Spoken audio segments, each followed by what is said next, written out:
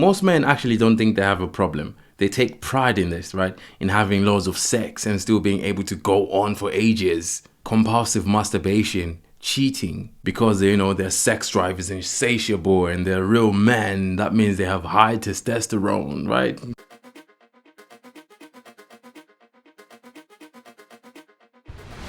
Hello, 'tis I again. So first of all, I want to say this. Sex addiction affects most adults. But let's be honest, it's mostly men. Oh, we love it. We love it, boy. If sex was sold in the shops, like in cans, men will be shoplifted. Me included. Oh, God. Anyway, so yeah, recently I partnered with a local organization called Can Do X, founded by a psychotherapist here in Beijing. And we were raising awareness on sexual addiction. And we sent out a survey. The results were a staggering 86% on males who were admitting to have it. Obviously, that's considerably more than females. And this is consistent with most scientific studies and research that has been done previously. I think the most concerning thing about sexual addiction or sex addiction is that it is not even considered as an official thing, because it's not part of the DSM. You remember the DSM, right? Back in college or whatever, when you took that one psychology class. So this is the Diagnostic and Statistic Manual for Mental Health, which lists all the mental health disorders, but sexual addiction is not part of it. So the contention by most scholars is that this disorder is an emerging psychiatric disorder, and plus there's not enough data. It's an area that is still developing. It's complicated. And my theory is that if we did address this situation, right, imagine how many industries would go out of business. Because think about it, movies, music videos, music itself, some sports, tabloids, it's all sexualized and business is booming.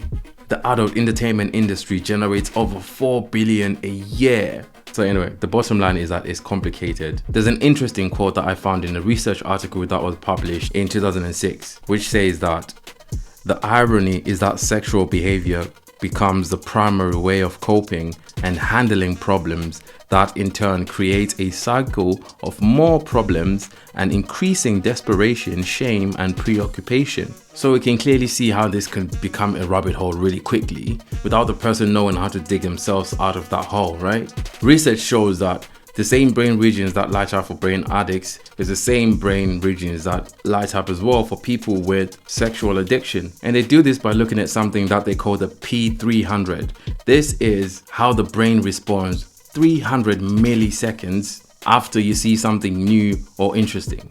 And this has been used in countless studies on addiction and impulsivity. If you continuously see naked women on the internet, right, that 300 milliseconds becomes 600, becomes 1000 milliseconds, which means you are getting desensitized to that.